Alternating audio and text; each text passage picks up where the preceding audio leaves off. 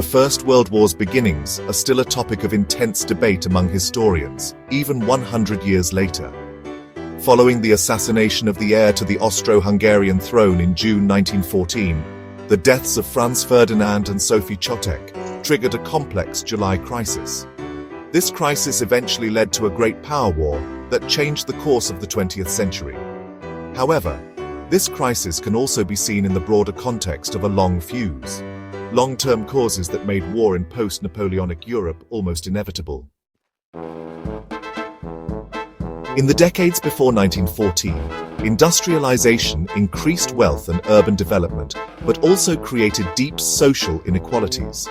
To manage these tensions, ruling groups promoted nationalism and imperial expansion, diverting public anger and energy. However, these policies created conflicts abroad. Britain, France, and Russia had established empires, while by the late 1800s, Germany emerged as a new player.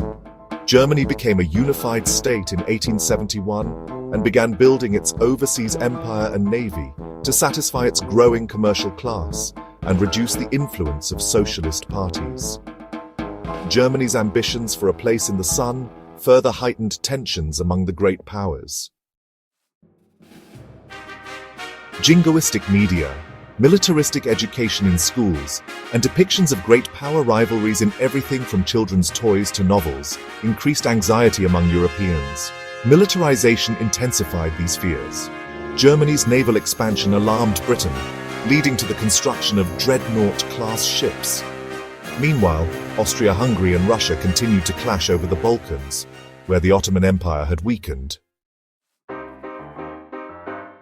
The escalating tensions and intricate web of alliances among the great powers created a volatile environment. National pride, economic ambitions, and military preparations all contributed to a situation where a single spark could ignite a global conflict.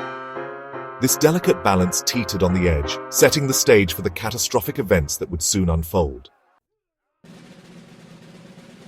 Jingoistic media, schools में militaristic education, और बच्चों के toys से लेकर novels तक सब में great power rivalries दिखने लगे। ये टेंशन्स यूरोपियंस में एंग्जाइटी बढ़ा रहे थे और मिलिटराइजेशन ने इन्हें और तेज कर दिया। जर्मनी की नेवल ग्रोथ ने ब्रिटेन को डरा दिया, जिसने ड्रेडनॉट क्लास शिप्स बनाई। ऑस्ट्रिया हंगरी और रशिया बाल्कन्स पर लाटे रहे, जहां ऑटोमन एम्पायर कमजोर हो चुका था। 1914 तक अलायंसेस का एक जाल यूरोप के सबसे बड़ी पावर्स को आपस में बंट चुका था। फ्रांस और रशिया 1894 से अलीज थी और triple alliance Germany, Austria Hungary, Italy और ट्रिपल एंटॉन्ट ब्रिटेन, फ्रांस, रशिया ने यूरोप को कैंप्स में बांध दिया। जर्मनी खुद को एनिमीज से घिरा हुआ महसूस करती थी, इसलिए उसने मोरक्को क्राइसिस 1905-1911 में एंटॉन्ट की हिम्मत टेस्ट की।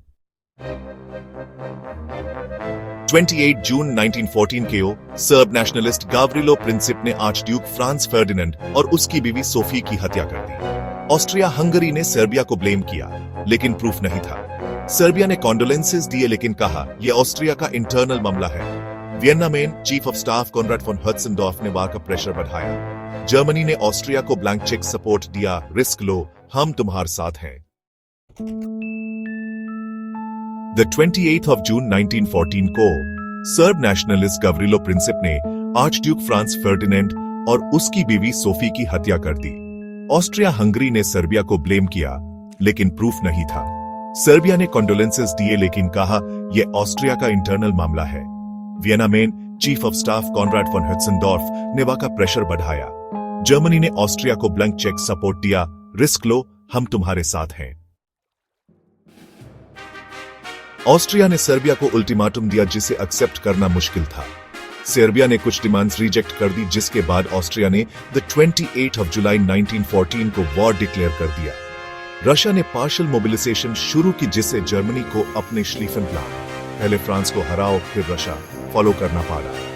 जर्मनी ने फ्रांस और रशिया के खिलाफ वॉर डिक्लेयर किया और बेल्जियम इन्वेड किया, जिससे ब्रिटेन भी वॉर में कूद पड़ा। 4 अगस्त 1914 तक यूरोप की सबसे बड़ी पावर्स एक दूसरे से लड़ रही थी। 20 मिलियन लोग मर गए, लेकिन वॉर के कॉजेस पर आज भी बहस होती है। कुछ हिस्टोरियंस जर्मनी को ब्लेम करते हैं, फिशर थीसिस कहते हैं, कुछ रशिया या ब्रिटेन को। क्रिस्टोफर क्लार्क जैसे स्कॉलर्स कहते हैं इनकी सब स्लीप वॉकर्स थे और किसी ने प्लान नहीं किया था, बस मिसकैलकुलेशंस और इनसिक्योरिटीज ने सबको खींच लिया। 4 अगस्त 1914 तक यूरोप की सबसे बड़ी पावर्स एक दूसरे से लड़ रही थी। 20 मिलियन लोग मर गए, लेकिन वॉर के कॉजेस पर आज भी बहस होती है। कुछ हिस्टोरियंस जर्मनी को ब्लेम करते हैं, फिशर थीसिस कहते हैं, कुछ रशिया या ब्रिटेन को। क्रिस्टोफर क्लार्क जैसे स्कॉलर्स कहते हैं इनकी सब स्लीप वॉकर्स थे और किसी ने प्लान नहीं किया था, बस मिसकैलकुलेशंस और इनसिक्योरिटीज ने सबको खींच लिया।